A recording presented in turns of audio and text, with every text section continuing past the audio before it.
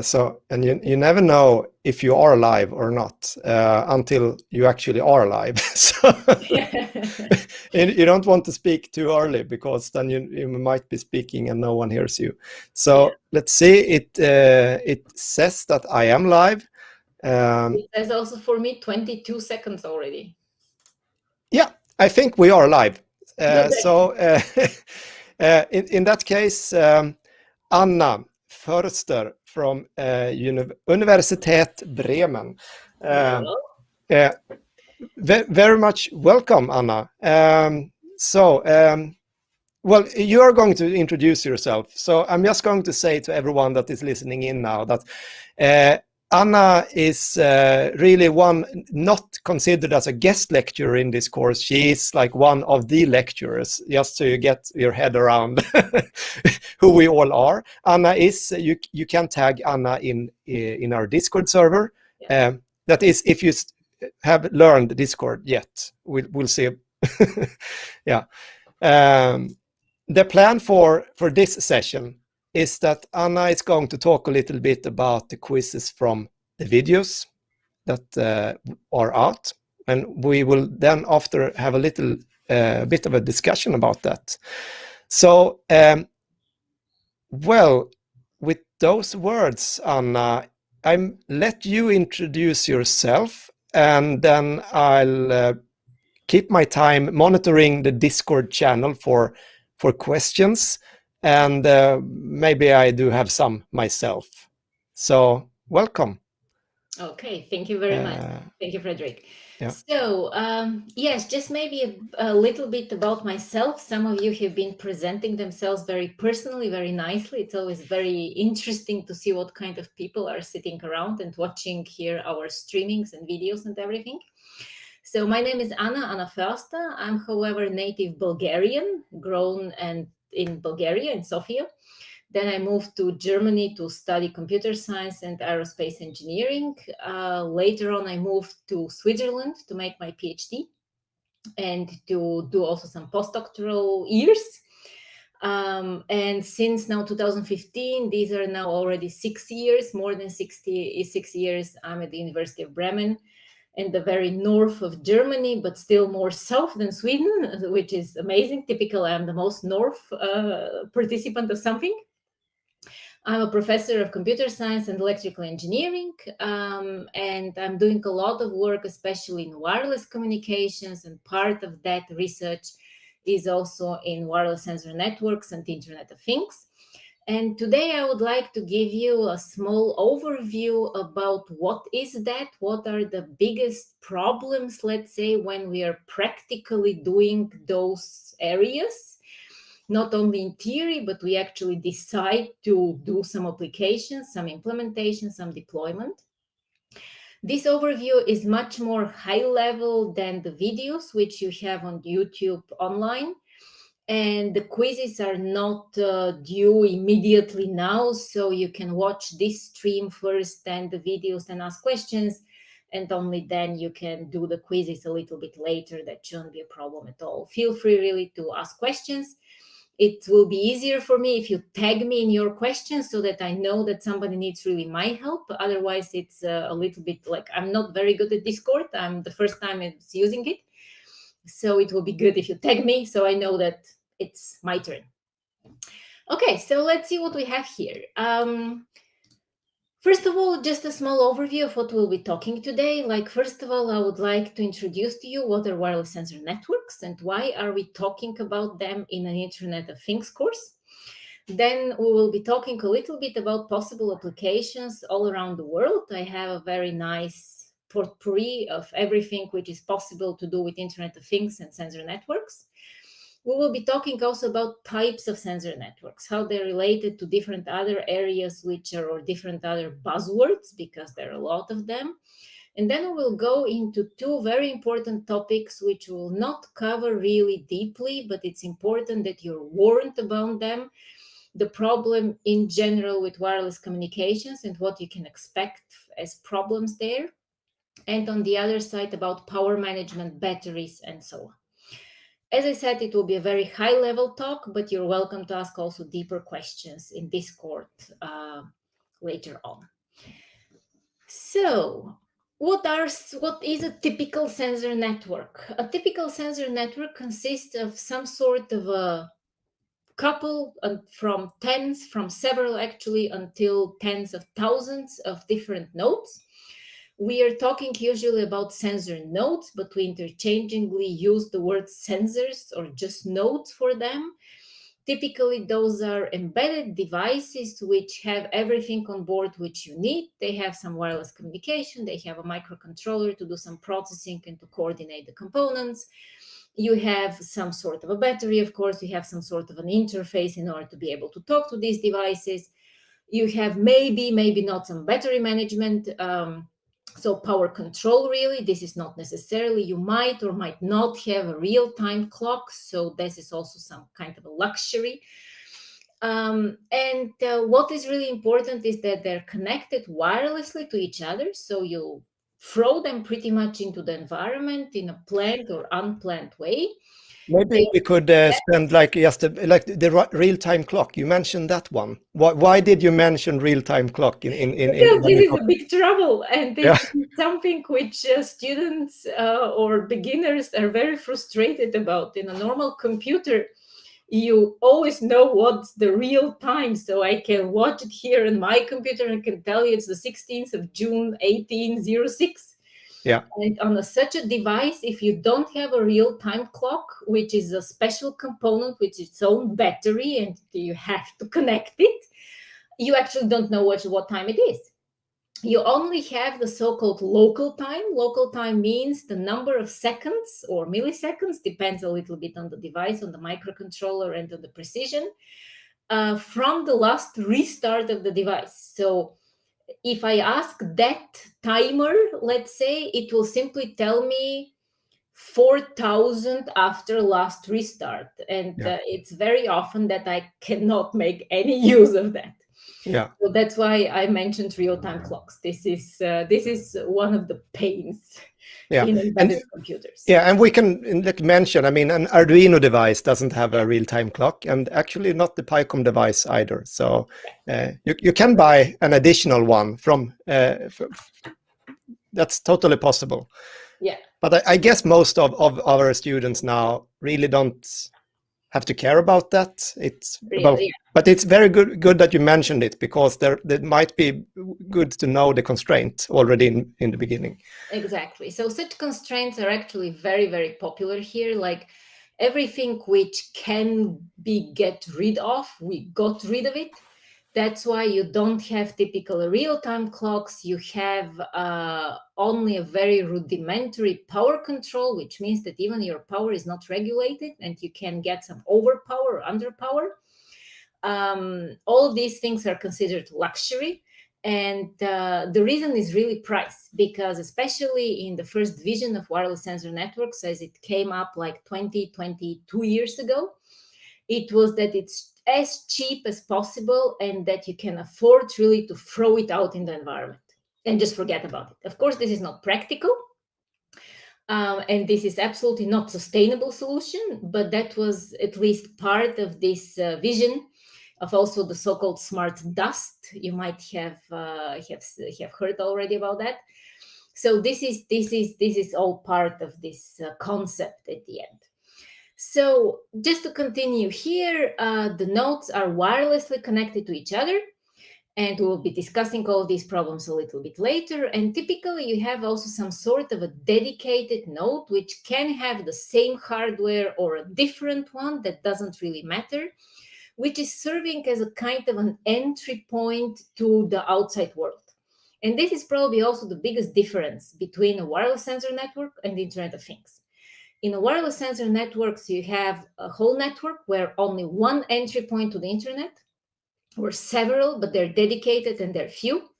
And in the Internet of Things, you kind of assume that all of the nodes are directly connected to the internet, even if that rule is also getting more and more approximate over the years. Yeah, I would say that. I mean, that must be a very large gray area, because when you talk about like Zigbee, Z-Wave, you could almost say that they fall into the category of Internet of Things. Right. I guess that's a very broad category. So, and LoRaWAN networks for sure. That's Internet of Things. So exactly. So there is a huge overlap here, and that's why I'm still talking also very gladly about wireless sensor networks, because this is sometimes covers it or describes the application a little bit better. Sometimes it's really the Internet of Things clearly, and in most of the cases you cannot tell them apart. Exactly. So what is really important about sensor networks or about Internet of Things is that the resources, exactly as we were discussing, like all possible resources, also in terms of power, in terms of processing, in terms of in terms of memory available, and so on and so forth, they're very, very limited. So you would like to have these devices cheap, you would like to have them simple, and that brings all of these resource limitations with it at the end. Oops, sorry. One big problem is that the wireless links are actually spontaneous and they're not really planned. So if you put the nodes in some way into your environment in a way that, for example, it covers a particular area or particular interesting spots, which you would like, for example, to monitor or to cover for some other reason, you actually do not plan your wireless connections. So some of those nodes will be connected to each other very nicely and at very large distances, and some will not connect to anything at all, whatever you do. Typically, what a sensor network does, and this is also exactly the same also for the Internet of Things, is that the network senses some sort of phenomenon. So, for example, either it interacts with the user and senses some input from the user, or it senses temperature or humidity in agricultural scenario. So something is sensing. This is very important. And then you transfer the data to some sort of another user. That user can be another machine. It can be a real user to visualize the data and things like that. And really the biggest part is always sensing and sending. Sometimes there is also some sort of an actuator, for example, open up the heating valve or something like that. But this is sometimes there, and very often it's actually limited to this sensing and reporting or sending. Some applications which are well known and very popular nowadays already, probably one of the first ones was the Vineyard monitoring. Here a picture from Hungary. It was one of the first applications because Vineyard are very, how to say, like they have two big troubles. First of all is the irrigation of the fields, like you would like to irrigate them as little as possible, but you need to understand the stress level actually of the plants. And on the other side, exactly that same stress level controls also the usage of pesticides and herbicides, because only with this data you know how little pesticides you can actually use in order to keep your plants healthy. So here typically we very often have an external power source, like here a solar panel. This is typical because vineyards are in the sun. And you have some temperature sensing, you have some humidity sensing, you have also some very specialized sensors sometimes here, like a leaf wetness sensor, which really looks like a leaf and it has similar properties so that you know how much humidity is standing on the leaf. This is very important for sickness recognition. So a very typical one where you have many of those sensors. They're not connected directly to the internet because there is no need for that. They're connected to each other and to some sort of a sink or central station, which then gives you all of the information further. This is also, I mean, also that when they are not connected to the internet, that is one advantage of that, or, I mean, it could be a security advantage as well. It's a security advantage, it's a price advantage, surely, because here you can use also wireless technologies, which are much cheaper, and they are much more power efficient than, for example, connecting directly to Wi-Fi or to 4G or something like that. So it makes it simpler. Yeah, and yes, I mean, we are going to talk more about wireless networks. So we have like sections on that later on. But in this example, the Vineyard monitoring you have here is what kind of wireless technology are you showing here? Well, when these pictures were there, and I think in this particular application, they were using Zigbee-like technologies, like either Zigbee directly or Zigbee is based on another MAC standard, which is called IEEE 802.15.4. And this is an extremely popular, simple MAC protocol where you can build on top of it whatever networking layers you would like. And this was a very popular solution in those times, that you just take the 15.4, as we call it, and you put some sort of your own hand-tailored routing networking solution on top of it. But at the end, people also used a lot of Zigbee. Nowadays, probably people will turn to LoRa or to Sigfox, which we will see many times in this course. I got the question here about the data limits on different categories of LoRa Wi-Fi. Maybe we don't have to spend so much time to elaborate on this, but maybe we could just mention something about it. Okay, in general, what we say is that the Shannon capacity, the capacity model, which tells us pretty much in very simple words that the higher the frequency, the more your data throughput, but also the less your transmission radius. So if you put something like Wi-Fi, you get normal data rates as you're used from home, so megabits. And however, the transmission radius is very small and you need a lot of power. Zigbee is a kind of an intermediate solution, which is lower data rate. It's still at 2.4 gigahertz, but the lower data rate makes it a little bit more power efficient. The transmission radius is bad, like several tens of meters is all you can achieve outside. And then LoRa, for example, that supports in Europe the 868 megahertz or the 433 megahertz. And depending on those, you can go really hundreds of meters apart or even kilometers, like for the 400 channel. And there the data rate is, however, extremely low. And now the question is what you want. If you have something like this, where you submit some sensory data, which are a couple of bytes every 15 to 20 minutes, then you can go definitely for something like LoRa, and then you save a lot of energy and you have a huge transmission radius. Yeah. If we have something like accelerometer, we'll see that in the next application, then you're probably bound to something which has a proper data rate.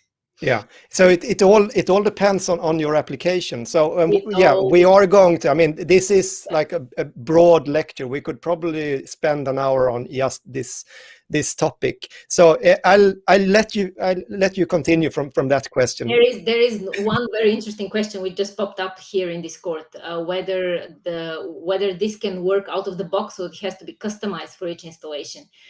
It's somewhere in between, I guess. Like, there are many solutions nowadays from various companies which are really working out of the box, but the installation is not really simple. So a Vineyard person who is more, like a farmer, they might have some troubles installing and setting it up. But yes, it actually works out of the box if you know how to follow that relatively complex installation manual. Yeah. It's a very good question, actually. Okay, yeah. Let's continue here, because I have also other very interesting application. For example, this one. This is very typical one again, where you would like to do some construction monitoring or structural monitoring. Here in this case, it's a bridge, which is a very popular one in Greece, and it's some kind of special because it's hanging. Most of the parts are actually completely hanging. And they actually had some problems in the beginning, and they had to close it down because it started vibrating and really shaking up and down by several meters.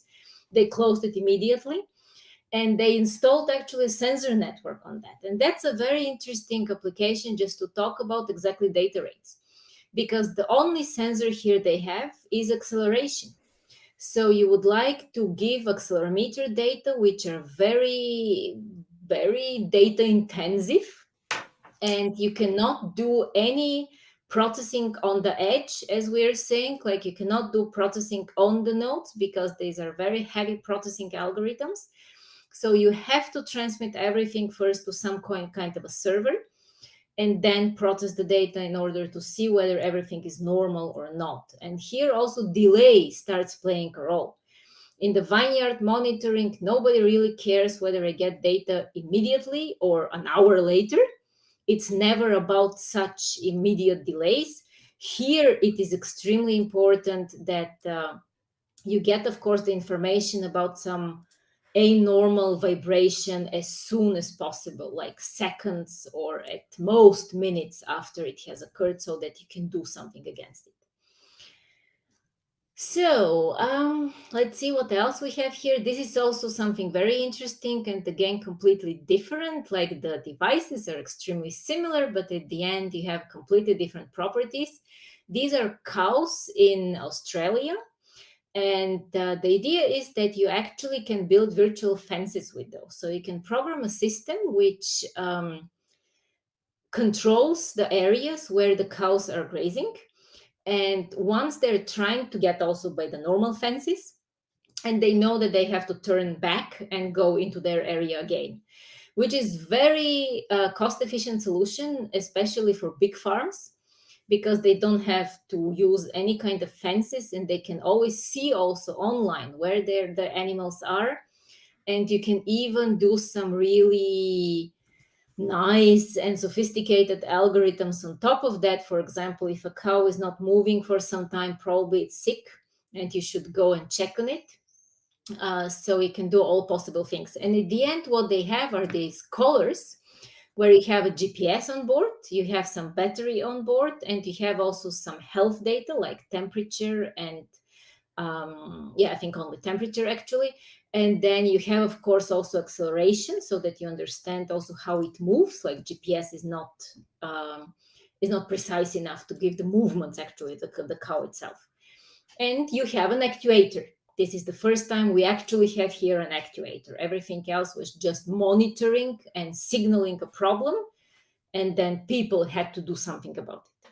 The actuator in this case, that's like an electric shock or something like that. Okay, yeah. That's how you do. I also don't want to wear one of these colors. Yeah. So this is an example from my own research. We're specializing some kind in underground soil monitoring, which is also I'm very enthusiastic about this project, actually. It's very nice. We have been developing it since I came here, since 2015, so now for 6 years. And we developed even our own hardware platform, which is called MoleNet. And the idea is to monitor different properties underground. The problem with underground, what happened? Sorry. The problem with underground is that you would like to actually bury the node. That's done for security reasons. You would like to hide the node. You would like also to have the properties really underground and not on the so-called topsoil, but you would like really to go downstairs. And here is some information, like some data which we got from Cameroon. There we have been pretty active in developing such sensing monitoring applications. And you can see here the usage of this data. So this is soil moisture, which is completely different behaving as normal air humidity. You can see here actually very nicely. Can you see my pointer? Yes. Okay, very nice.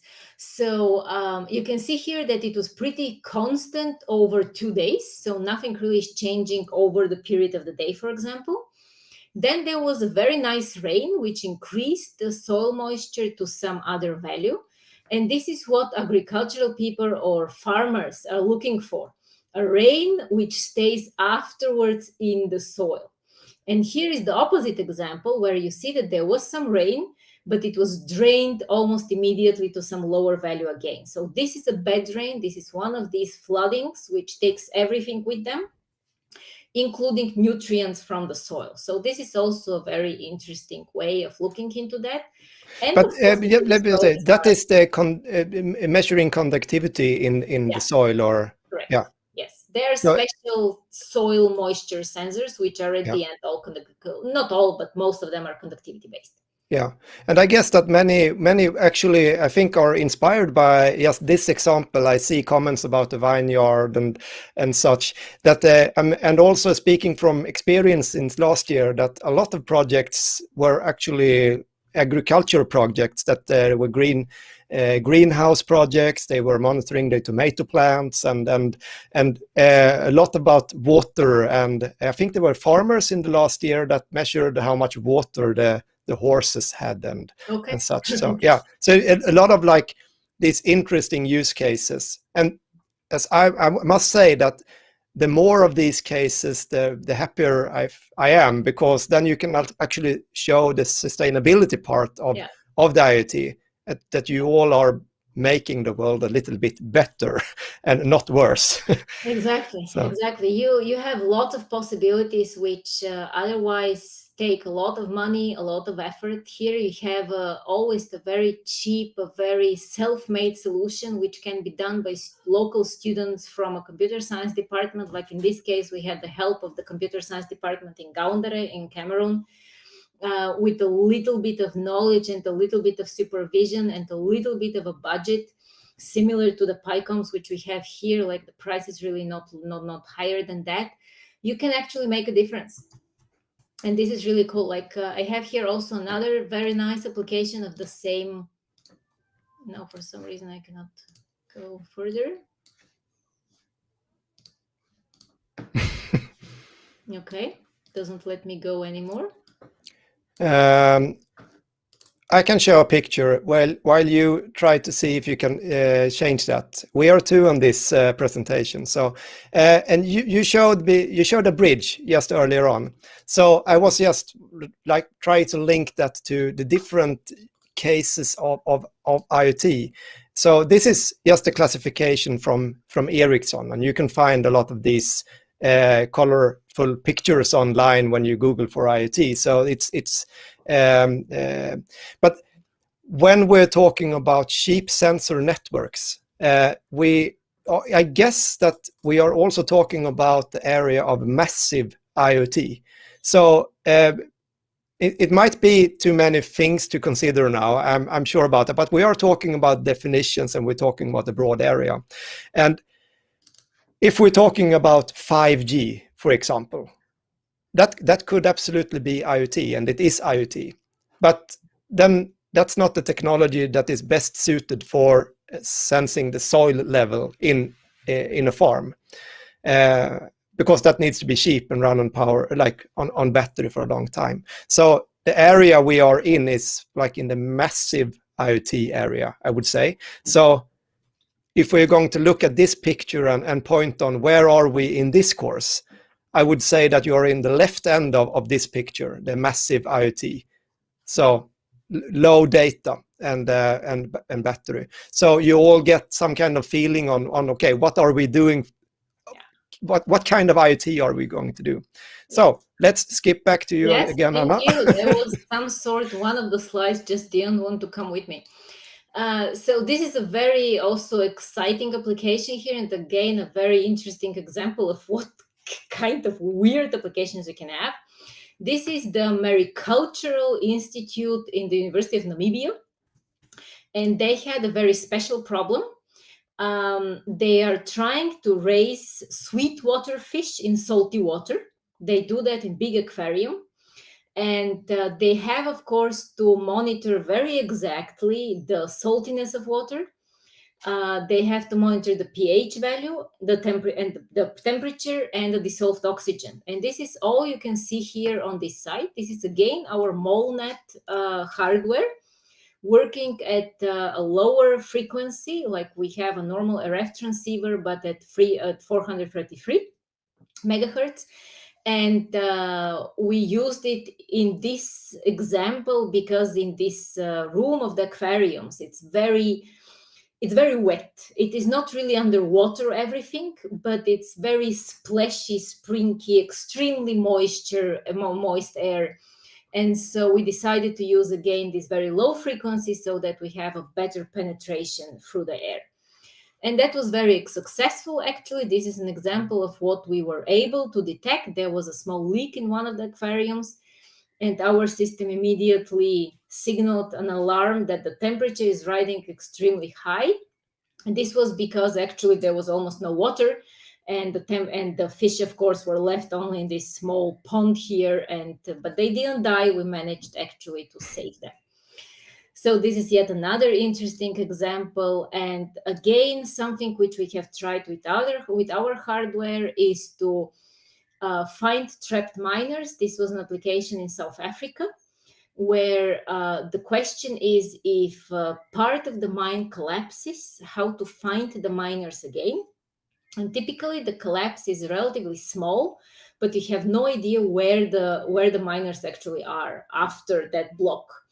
And we tried it out with, again, our hardware to see how good that can work. So here you can see a small mock-up mine, which is just below the university, and it's mimicking pretty well the conditions in a real mine. And here we put lots of stones. These sacks are put lots of rocks at the end inside, and we have buried our sensor nodes below. And we were able pretty well with the lowest frequency actually to understand where the miners are. And it was pretty clear. For example, from this graph, you can see here 2 experiments, one at 800 megahertz and one at 400 megahertz. And you see that with the 800 megahertz, 10 meters was the most which we could transfer the data, and later it just doesn't penetrate the rocks anymore. And on the other side, with the 400 megahertz radio, we were able to penetrate up to 60 meters, which is already quite good and almost there where we would like to go.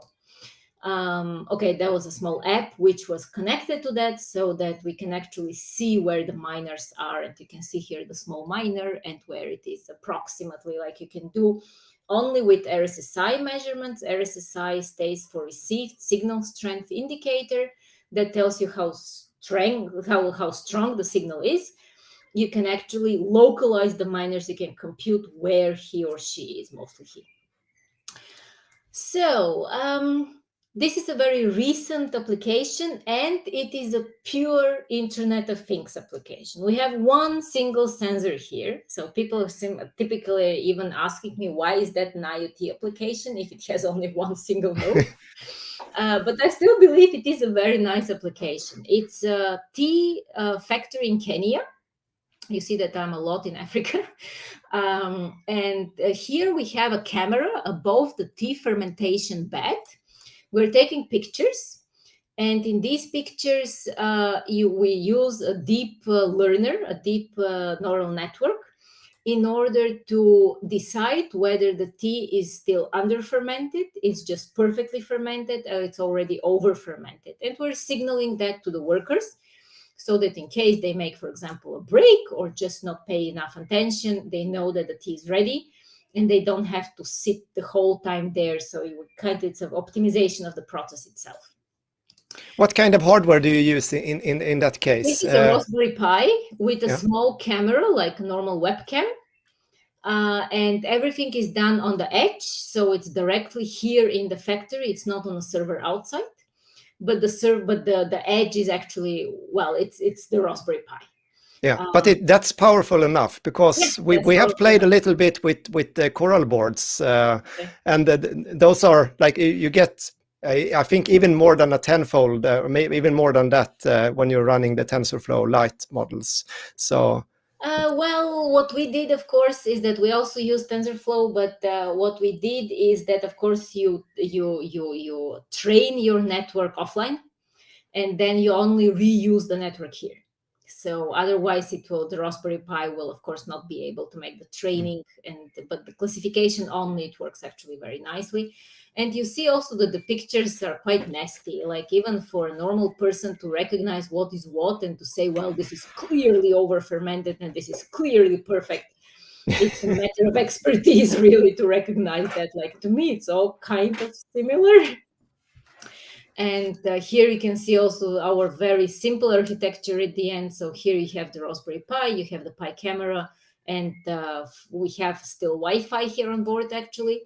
We have the edge server, and there is, of course, a connection later on to the internet, so that for pretty much statistical reasons and for monitoring reasons.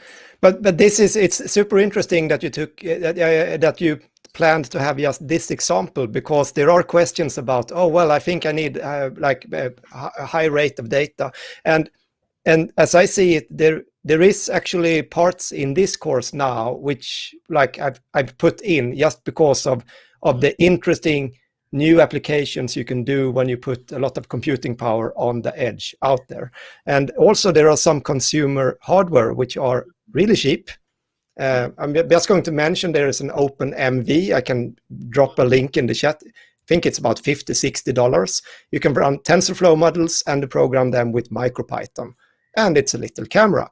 Well, it gives you some possibilities. Yeah. So. Exactly. So here I have a little bit now a discussion, like the applications are now gone, even if I can continue with them actually until the end of the world.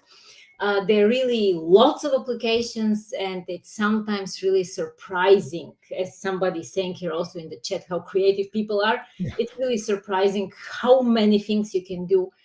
And it's always a kind of a small step, but it optimizes in a very, I said it already, in a very cost-efficient way, in a very simple way. It optimizes part of the process. So to me, the Internet of Things is really a very powerful tool for achieving also the sustainability, the sustainable development goals, with all of these small steps which everybody can do, and not only big companies, only political decisions, and so on.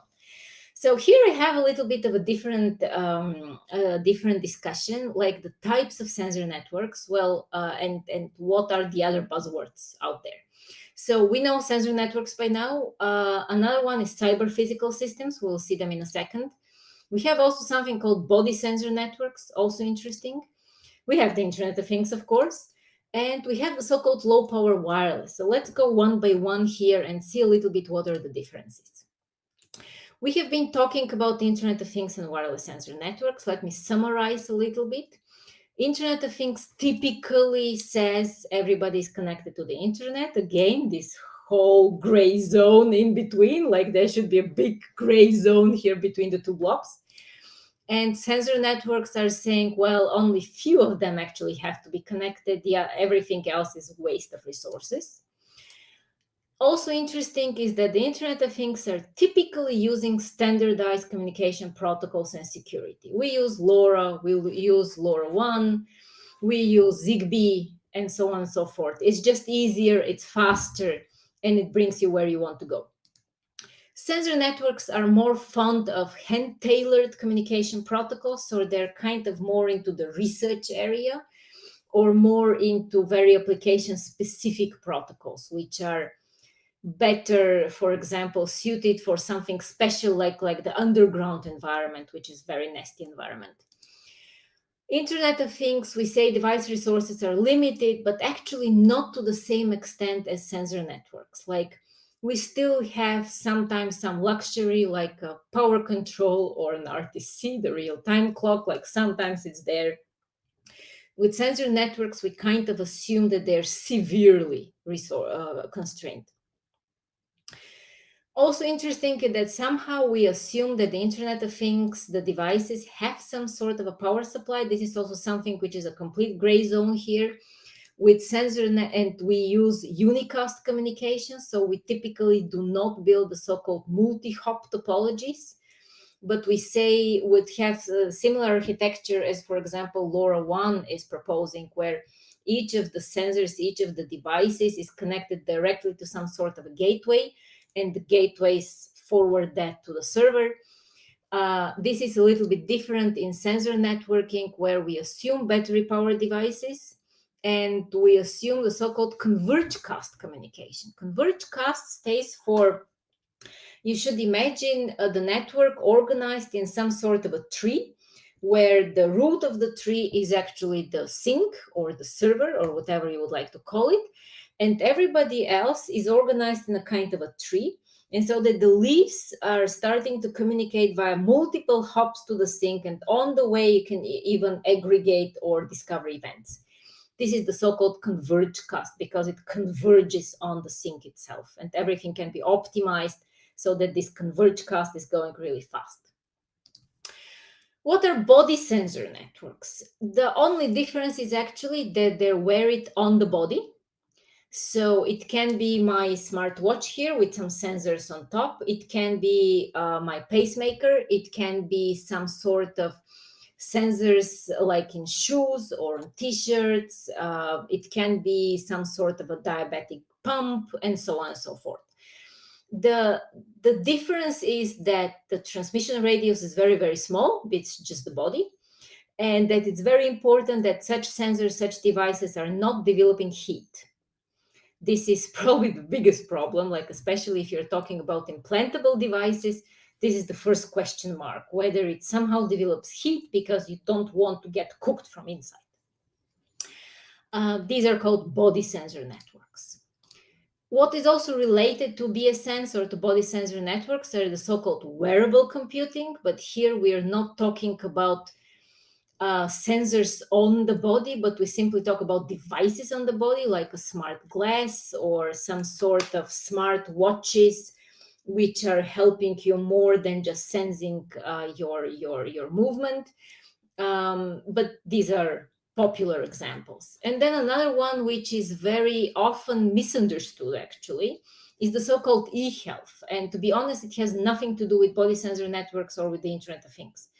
EHealth simply says that how to use computers or digital technologies in health in general. So sometimes it's connected to some sort of sensing devices, but most probably it has nothing to do with each other. Cyberphysical systems are something which was very popular, I don't know, maybe 10 years ago. And since then, I'm seeing them less and less, actually. The idea is that a cyberphysical system is something which integrates into the environment itself. Honestly, the difference between a CPS and the Internet of Things and sensor network is very shallow and very unclear. It is more also about actuating capabilities, and it's really part of the whole environment. So it becomes really, like kind of a smart home, for example, can be considered a cyber-physical system. Yeah, but I actually had a slide on exact that. But you can show if you see this one. Yeah. Okay. And this is from Mardavel's Peter Mardavel's book, I think. Yes, but there is like a big mess. So when you're talking about, it's easier to say that, oh, well, everything is sort of Internet of Things. Then you make it a little bit easier. But it's also good that, well, when you talk about cyber physical systems, what are you actually talking about? Well, something that is interacting with the physical world. Yeah, but that's generally what you want to do with an Internet of Things systems as well. And cyber, I will, yeah, so. Exactly, but I think it's important just to have seen this buzzword, yeah, because people otherwise might get confused actually what that's supposed to be. Yeah, okay, and it's kind of less focused really on communications, but that doesn't really matter here for us. It's more really focused on integrated systems where you have actuators and sensors at the same time. And for example, in a factory, everything is completely automated and you don't touch it at all. There is no human in the loop, as we're saying. But the differences are so tiny that I would actually not consider them really important, to be honest. Just a last note, what is low power wireless? This is also something which, especially in publications and in research, can be seen a lot. Low power wireless, we simply call the communication layers, the lower communication layers, where we are focusing really on resource efficiency. So we are going into really great detail to optimize for power, to optimize for processing, for memory, and so on. And it really refers to hand-tailored protocols. Like we never use something like LoRaWAN. This is not low-power wireless, but we're really concentrating actually on research on the lower communication layers. And main focus is always energy. Energy is always our big enemy. Yeah. So, now you would like actually to go a little bit into wireless communications. Like it's not a lot which I have here. I'm repeating, the bigger details are available in the YouTube videos. Yeah, and we can mention that you already did, but there are 6 YouTube videos which are already in the YouTube playlist. So please have a look at them, but don't feel stressed out. You don't need to like look at them right away. you can wait a week. It's okay. Exactly. But there will be a quiz that is linked to these videos later on. Later on, exactly. Yeah.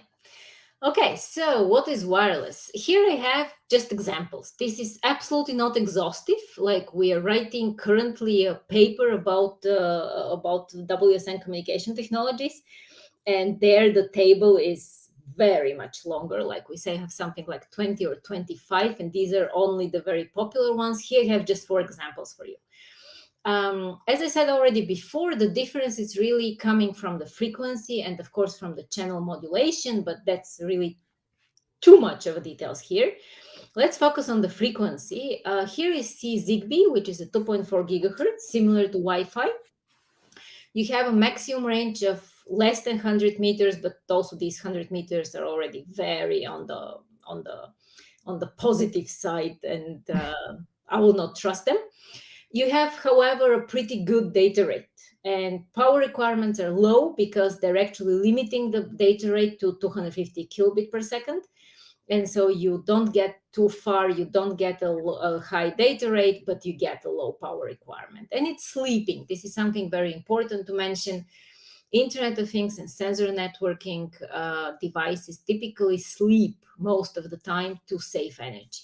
Yeah, and you can mention that Zigbee, that's a really like big thing. I mean, IKEA is using Zigbee for their smart home, and there's exactly. Yeah, exactly. Then we have LoRa and LoRaWAN, which are even a lower maximum data rate, very low power requirements. You have different frequencies available in different parts of the world. Here in Europe, we have these two. In the other parts of the world, they're actually similar or even the same. Duty cycle is that what I meant before with sleeping, like we call the sleeping mode actually duty cycle, because you have a cycle where you sleep and you wake up and you sleep and you wake up, and this is what we call duty cycle. And the maximum range is, however, amazingly 20 kilometers. I even know from colleagues who have measured that in Madeira, up to 70 kilometers. So that also exists, and this is really nice. Sigfox is something similar to LoRa. The difference is more the business model. You actually have to subscribe to their network. They install the base stations for you, and you pay, as far as I know, per byte or per packet, something like that. It's relatively cheap. They have also a little bit of better data rates. And otherwise, they're really very, very similar to LoRaWAN. Just the business model and the way you use them is different. And our PyComs also have Sigfox on them. So if you would like to try it out, you can also do that with those devices. And then just as a counter example of how far we can go, RFID, probably everybody knows it, all of these smart cards, which we use for restaurants and for this and for that, they actually do not need any own battery or any own power. You know that in a card there is no battery inside. This is only needed for the readers. They need power. There is no really maximum data rate. There is actually just one data packet which has been read every time you put it on the reader. Frequency doesn't really matter also, and maximum range is, however, less than 1 meter, typically even less than that, like typically it's a few centimeters, depends on exactly the device type you use. I can just quickly show, I mean, just to, cool. you said that there were more. Yeah, this is just a slide, and I know that it might be too small, so I'll have to share this in another format, but there are many different types of protocols, and this is just like one example from one textbook in IoT. And we got a question about Bluetooth versus Zigbee versus Z-Wave and all that. Should we spend time on that, or should we elaborate something? That can be an endless discussion, to be honest. Like there are a lot of communication technologies, and which one you decide to go for depends on many things. Like Bluetooth, for example, to me is always an option when I would like somehow to have a connection to smartphones or to other user hand devices. Like if you know that in your system there will be a lot of possibilities or opportunities to communicate to smartphones, tablets, and so on, you would like to make it direct communication. then Bluetooth is a very good option. Especially the newer Bluetooth 5 is a very, very good option. Everything else has to be discussed in the same way, like which other devices you would like to have in your system, what is the data rate you need, how much money you would like to spend on that, what kind of devices are available, what is the transmission radius you need. Yeah. We have just to discuss all of them, and then it boils down to one or two options, and you take the cheaper one, you're ready. Yeah, so it's really one of those questions. Never ask an academic on what's the best. So you will get it depends. It always depends. But we perhaps these things can be discussed during the workshops and later on, because we are going to see this from different perspectives as we go. But yeah, so well, please continue, Anna. Sorry for No, it's perfectly fine. It's really interesting. I was just about also to say that even after this course, you can also leave some comments, for example, in the YouTube channel, and continue the discussion there. That will be also very, very nice. Okay, so what are the wireless problems we're talking about? So first of all, wireless signal is very sensitive to the environment. And the biggest problems are obstacles, and especially water. So for example, later on, I will show you also an experiment with what happens if you have a hilly environment. But water means also plants, because they consist of water. It also means people, because we also consist of water. So all of these are at the end negatively influencing our wireless communications. And once you start working with them, you will see that they're very shaky, very inconsistent. You turn around somehow and then it stops working completely. And then you turn back and then it continues working. So that's due partially to the communication technology you use.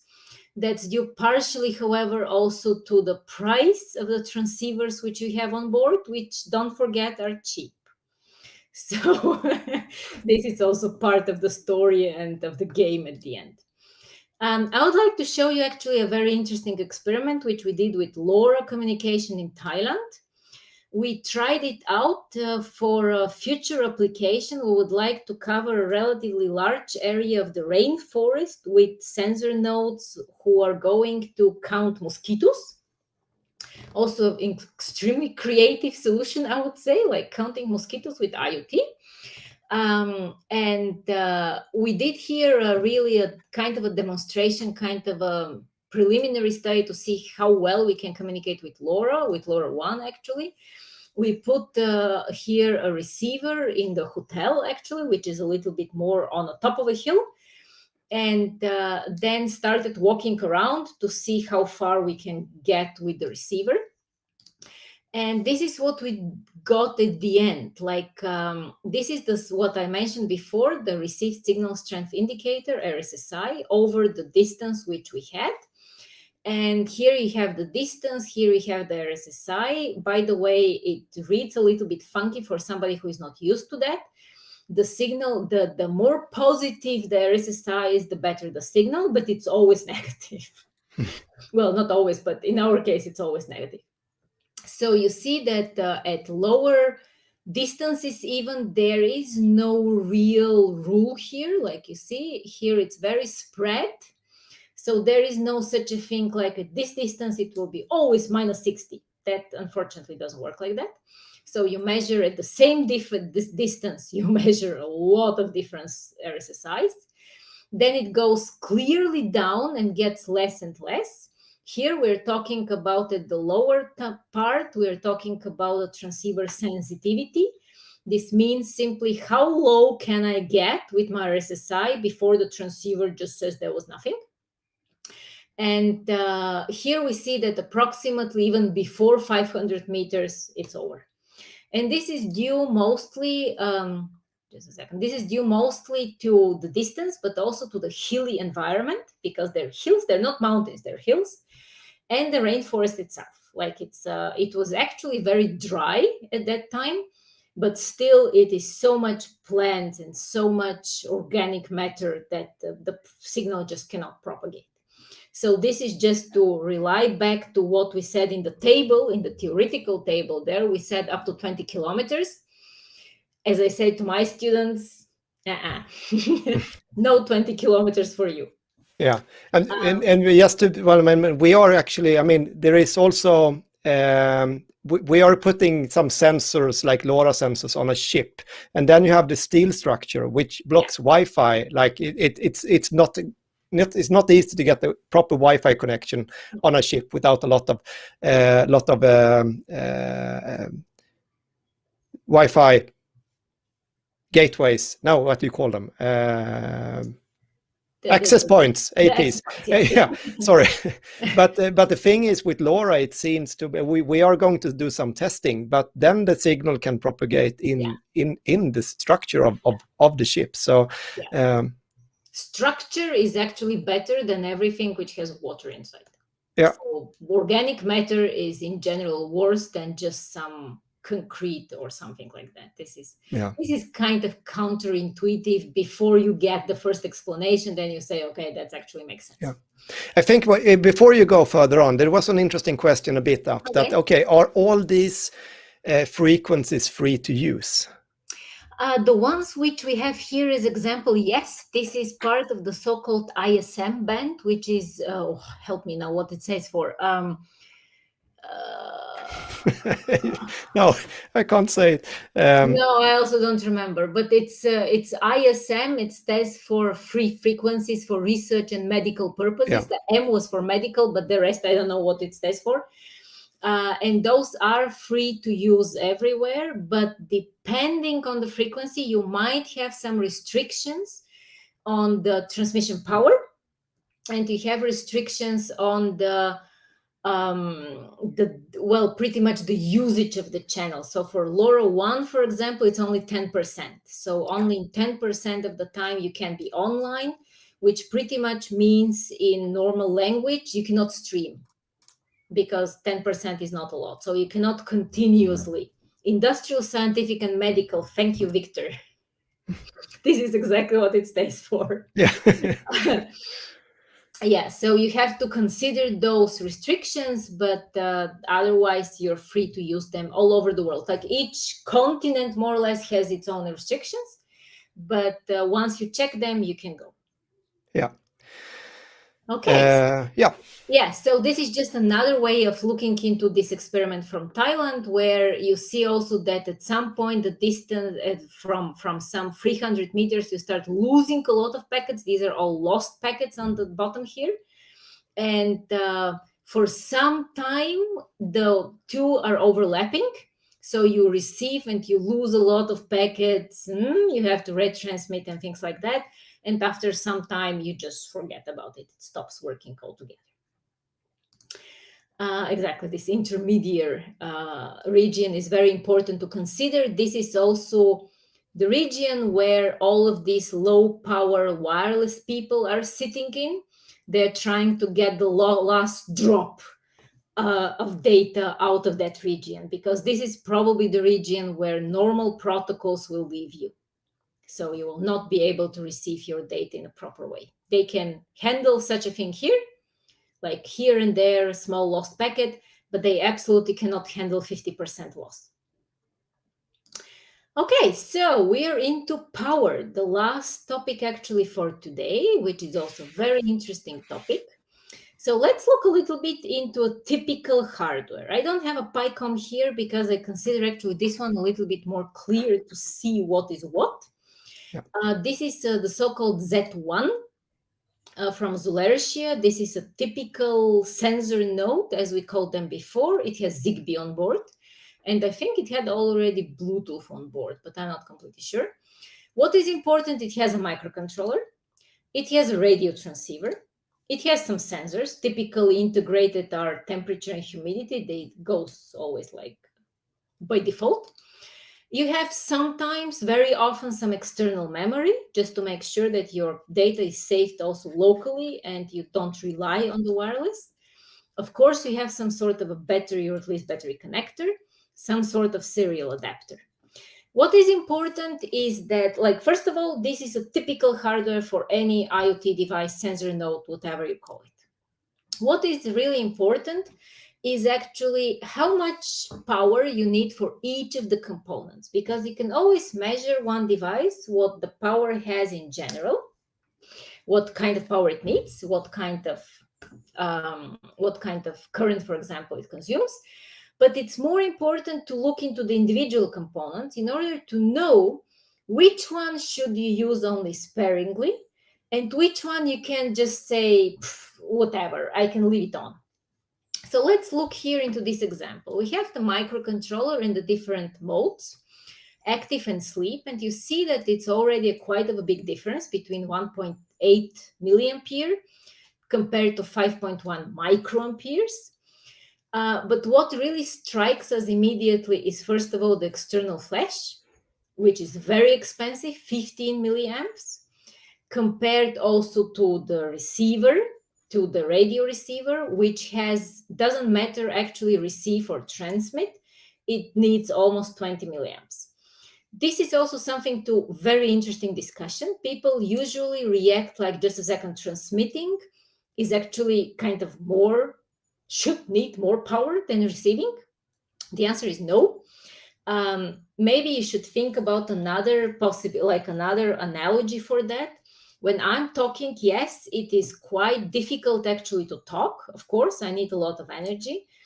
But if I have to listen to somebody in a very noisy environment, that actually feels even more power hungry. So this is the right analogy here, because the transceiver needs a lot of power to filter out all noises, to compare different signals which are coming in, to make them one signal, and so on and so forth. So this is very, very energy hungry. And just to discuss also what does it mean. Here we did a small experiment with some normal AA batteries, as everybody knows them. We connected a normal sensor node. It was also the Z1, I believe. And we waited with different duty cycles. We waited for the node just to die. First of all, we like this green dashed line here represents what we expected from the data sheet. Like, you simply take your table about power consumption, you take the capacity of the battery, you do some little math, and you say, okay, I expect my node, for example, if it's sleeping, if it's working only 25% of the time, then I expect it to last more than 500 hours. In reality, it was not even 200. And the same we did for 75 duty cycles. So this means that 75% of the time I'm on and working, all components are on. And then for 100%, this is the most you can go. You don't sleep at all. And you simply see how big this difference is. So this is just to say, be careful about such calculations, such dry calculations, because they will typically not provide you with the right information. There are, of course, lots of good explanations why that happens, but for somebody who is not an electrical engineer and doesn't want really to know why that happens, just remember that it happens. And what is important is always to have such a table in mind, and to simply know that these are really the two power-hungry components. It's the transceiver, and it's interestingly the external flash. So also this one has to be used very sparingly, and not just every byte which you gather, you just write it to the external flash. You will go out of battery very, very soon without even knowing what's happening to you. So another big problem is connected actually to the power control on the sensor node. So a good computer or a good device in general has power control, which controls how much power is exactly available to the whole board and to individual sensors, to individual components. And it actually switches off the complete device if not enough energy is given. So that we already discussed it many times. We spare that out because it's an expensive piece of hardware. This is one of the reasons. The other reason is that actually the sensors or the components, they work quite a long time after their specified voltages. And we would like to get also out that piece of let's say, efficiency. So here we have another experiment where we have regulated very exactly the voltage to the sensor node. And you see, like, actually it is supposed to be working only until 2.2. This is where we started the experiment. And below, it's supposed to not work at all, but this is not true. It continues working very nicely. This is actually the temperature sensor reading now. It continues to work very nicely for quite a long time. And suddenly it starts giving you wrong data. And this is something extremely nasty, because towards the end of the lifetime of a node, of a device, you start getting weird things which do not make any sense, but you cannot automatically detect them that easily. But this obviously depends also on what kind of sensor you're talking about. So in this particular case, did you mention what kind of sensor? This was just one of these DHT11 temperature sensor, just one of these which you find in almost every device, actually. Of course, it depends on the sensor, clearly. Like, some of them will really stop working. Most of them continue sending you some sort of data, and that data just doesn't make any sense. And sometimes this is obvious, sometimes it's not. So, for example, here, this small increase in the beginning can be very well due to starting fire, or this whole thing, this whole area here. It can signal you that you have fire in the kitchen, but you don't. You just have a device which is dying. So this is something which is very important just to keep in mind, that towards the end of the lifetime, weird things start to happen. And if you see them, it's probably better just to change your batteries and see whether it's still happening. Yeah. And this is what we call debugging. Okay, so this is actually for today. We also used a lot of our time. It was a very nice discussion. I would like you pretty much to remember 4 things. First of all, we're talking about small, inexpensive devices with all of their advantages and disadvantages. We have tons of possible applications, and there are no limits to your creativity and to where you would like to use them. We do have wireless communication problems, and we do have power problems. And those two just have to be kept somewhere on the back of your mind every time you're getting something which is kind of weird, kind of unexplainable. And there is no real one-pot solution to all of them. But this is also what the course will be now continuing in the next weeks, to get you through all of that jungle and to navigate you at the end to practical, usable solutions. Yeah. And you mentioned also, you said debugging here, and we're talking about hardware. So maybe we could end the discussion like a bit more like, okay, we are talking about, you showed some kind of hardware in the end, and you talked about battery, but maybe these are not the things that most of the students are thinking about at this very moment. They have their devices, the PyCom devices. I would say most of them hopefully have gotten their devices. I think so. But we could spend most of the time in this course. I suppose that you will be having your device plugged in with USB. So then it's really not running on battery. So these problems which you explain, you really need to have them in the back of your mind. But as soon as you take your project from the desktop, and you had some example of like an Arduino salad, you called it. Yeah. So, and we're not talking about food. Yeah. Let me show you the opposite thing exactly. So this is something which we have also an Arduino class here at the University of Bremen. Let me see how to, okay, this way. Whoops, okay. And this is something which we built there. This is the so-called makers version, right? Like you probably have seen like this maker scene and so on. This is all for people who would like really to make stuff. This is very much connected to Internet of Things, but it's a kind of a different approach, I would say. Like, we really focus here on this stuff, on the device itself and how to build it. This is a game, which right now I cannot put it on because it's actually not connected behind. I will tell you in a second. But actually what it does is that it flashes here red and blue, and you have to press the corresponding button as fast as possible. And it measures your reaction delay, and after a couple of rounds it shows you here what was your score. And if you look at the back, then it starts really getting interesting. Like, here you see how it would be looking like if you don't have your PyCom devices. This is the nice thing about PyCom. Everything is integrated and you don't have this cable salad, what I'm calling it, because this is terrible to put together. And it's even more terrible if something breaks. Like, if this box here falls on the floor, 2 of the cables will most probably fall out. And then you have to see where they were and how to plug them back and so on and so forth. So, I mean, hardware is quite difficult to manage anyhow. Like, it's, of course, more difficult than just having software, even if software can also...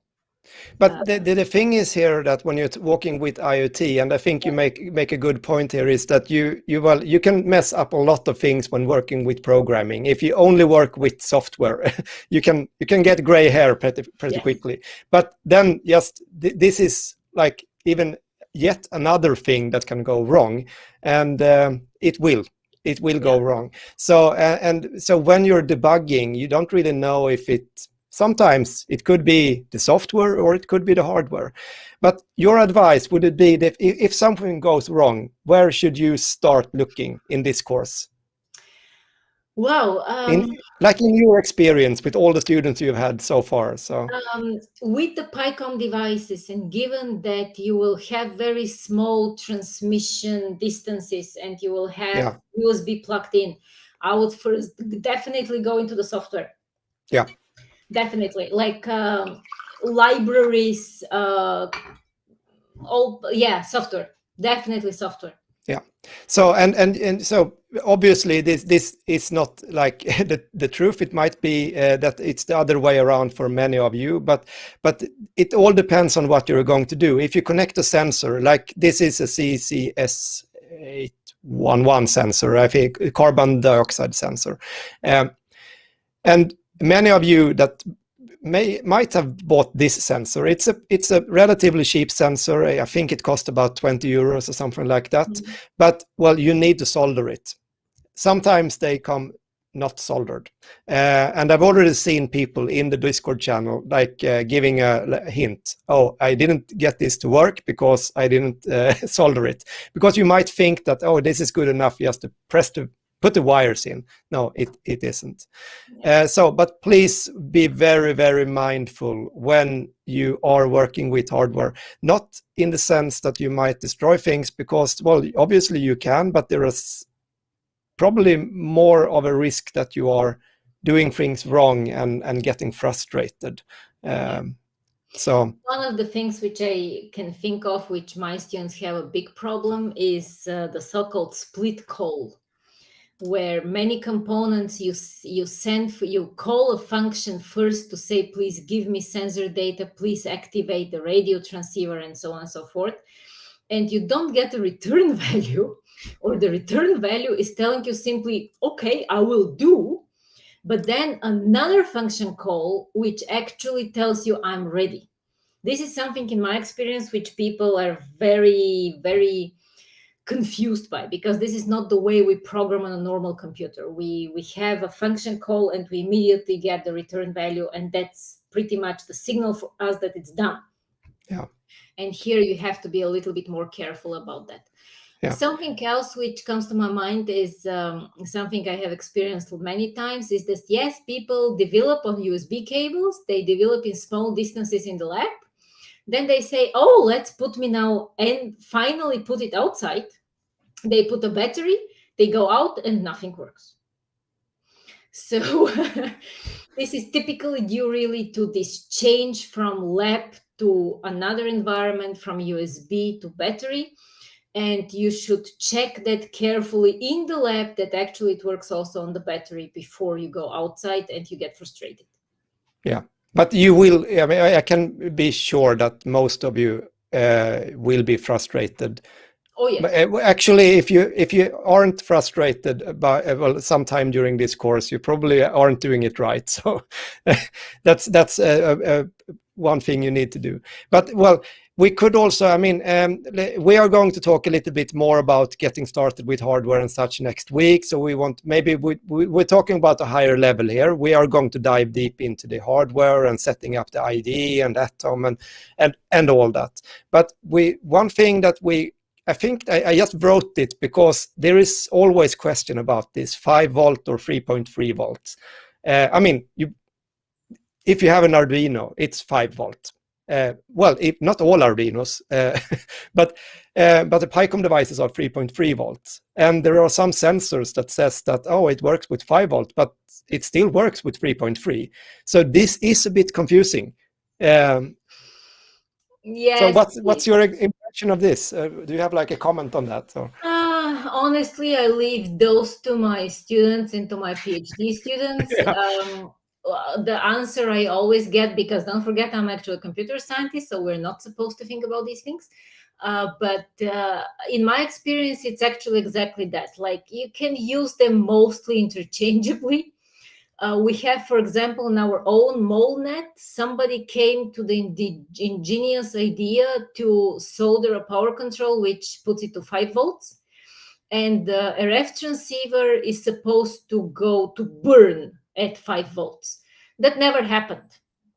And we don't know how somebody came to the idea to put that power control there at all at the first place, and why is it actually not burning. So it seems to be how to say, like, practically speaking, mostly it works well.